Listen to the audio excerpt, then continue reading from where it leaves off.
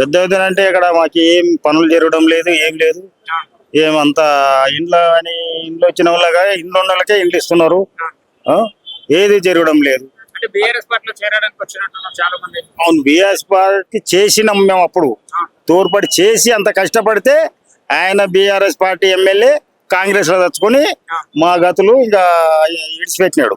మా పనులు మాకు అయిపోయినాయి.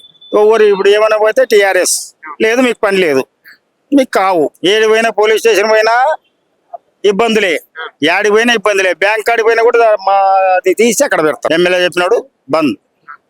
ఆ పరిస్థితులు పడి గద్వాల చాలా. ఇప్పుడు మళ్ళీ టీఆర్ఎస్ మాకు కేసీఆర్ వస్తేనే మాకేమన్నా మాకు పింఛన్లు ఇస్తామని చెప్పి 4,000 ఇస్తామని చెప్పి అదే 2,000 ఇస్తున్నాడు. ఊర్లో మా ఊర్లో పల్లెటూరులో మొత్తుకుంటూ వస్తున్నారు ఆడపిల్లలు మొత్తము. ఏం చేయాలమ్మా, మాకు ఇట్లా చెప్పా ఇట్లా ఇయ్యలేదు అంతా. మళ్ళీ అధికార పార్టీలను మేము పోయి ఏమో చేస్తా అది చేస్తా ఇది చేస్తానే మాకు ప్రజలకు చేస్తానే పోయినాడు. ప్రజలకి ఏం చేసేది లేదు. గవర్నమెంట్ ఏం బాగాలేదు.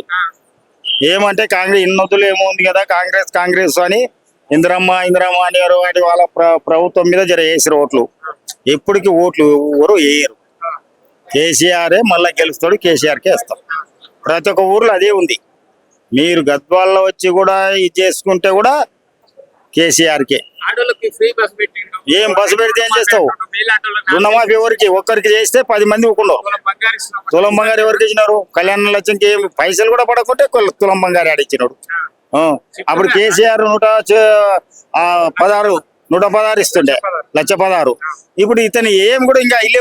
అప్పుడు కేసీఆర్ అమలు చేసినట్టువే ఇప్పుడు ఆడ వస్తున్నాయి. ఇప్పుడు కాంగ్రెస్ అప్పుడు ఏటి వచ్చింది 2 లక్షలు రుణమాఫీ అంటే 10 మందికి వేస్తే 50 మంది వాళ్ళకి ఇంక అప్పుడు ఏం చేస్తారు? అట్లా ఇప్పుడు ఇసుకపోయింది. ఏం లేదు. ప్రభుత్వం అయితే మళ్ళా మనకి టీఆర్ఎస్ కేసీఆర్ దేవుడు అబ్బా అంత తేడానే, మళ్ళా తేడానే ఉంది. మళ్ళీ అన్ని ఇస్తుండే ఆయన. ఇప్పుడు ఏముంది? ఏమి లేదు. వస్తుంది కాంగ్రెస్ వల్ల అంటే ఇప్పుడు వాళ్ళు బతున్నారు ఎమ్మెల్యేలు, రాజకీయ నాయకులు వాళ్ళకే గాని ప్రజలకైతే ఎలాంటి ఉరగబోసింది లేదు. ఉప ఎన్నికలు గద్వాలు వస్తే టీఆర్ఎస్ గెలుస్తుంది. ఓకే, మా సర్పంచ్ ఎలక్షన్లు కూడా టీఆర్ఎస్ లో వస్తాయి. ఇప్పుడు కాంగ్రెస్ పార్టీకి రావు. ఏం చేసినా వస్తుంది. ఇప్పుడు ముసలిళ్ళల్లో ఏం చేస్తారు? నీకు 2,000 పెంచి 4,000 ఇస్తా అంటే సంవత్సరం వెళ్ళిపోయింది. నీకు ఎట్లా ఇస్తారు ఓటు? ఒక్కరు కూడా ఓటు పింఛను ఉన్నోళ్ళు. కేసీఆర్ బా దేవుడు అతనే మాకి తండ్రి తల్లి అంటుంటారు. అప్పుడు ఆ 2,000 ఇచ్చిన దానికి మళ్ళీ ఇప్పుడు వీళ్ళు 4,000 అనే తలకల ఓట్లు వేసారు. ఆశ ఇంతవరకు 4,000 లేదు. దానికోసమే ఎక్కడన్నా కానీ ఆయనకే ఓట్లు పడతాయి. మళ్ళీ ఆయననే అప్పు పుడతాయంటే మేమైనా తేవాలి అప్పు? మేము ఎక్కడ నుండి తేవాలా? ఆయన అప్పు పుడతలేదంటే బ్యాంక్ కాడ పోతే సీఎం వేసినాడు, సీఎం ఎక్కడ మీతో బయట పోరు అంటాడు. అది ఎవరో రికమెండ్ చేస్తే ఒకరికో ఇద్దరికో ఇస్తారు. ఎవరు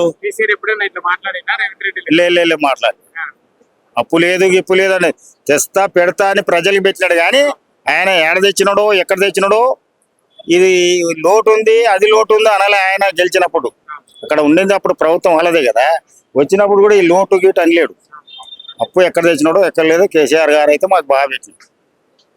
తెలంగాణ ప్రజలు అతన్ని కాపాడి తెచ్చిన దానికి ఈరాణ్యము, తెలంగాణలో ఈరాణ్యము. బస్సుల కాడికి పోయినాము, స్ట్రైక్ చేసినాము, రైళ్ళు ఆపినాము. ఆయన కోసం అప్పుడు అన్ని చేసిన దానికి ఆయనకి మంచిగా అయ్యి ఆయన అంతా ప్రజలు కూడా మంచిగా చేసినాడు. నాకు గెలిపించినారని ఆయన తృప్తితో మనకు కూడా చేసినాడు. తృప్తి లేరు.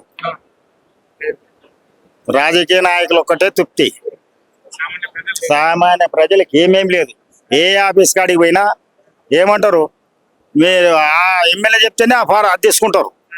ఎమ్మెల్యే లేనిది తీసుకున్నారు. ఇంటింటి ఇల్లు ఉంటే ఇట్లా ఇచ్చినారు. ఆయన చెప్తున్నాడు, ఎమ్మెల్యే చెప్పినాడు అంటారు. వాళ్ళకి అప్పుడు ఏం చెప్పినారు? గుడిసెలు ఉన్న వాళ్ళకి, అది ఉన్న కార్యకర్తలకి వాళ్ళకే. మనం ఇప్పుడు టీఆర్ఎస్ అంటాం కదా, మనకి లేదు. ఇంకా మనకి గుడిసె ఉండని నువ్వు అన్నం కూడా లేకుండా నీకు రాదు. అందట్లేదు. ఫస్ట్ ఏమన్నాడు? జాగులు ఉన్న వాళ్ళకి గుడిసెలు ఉన్న వాళ్ళకి అన్నాడు. ఆ ఇల్లు ఉండి మళ్ళీ ఈడ జాగు ఉంటే వాడు ఆ ఇల్లు వచ్చానంట ఈడ ఇల్లుకి ఇచ్చినాడు, జాగు కట్టనికి ఇచ్చినారు. ఏం చేయాలి అప్పుడు?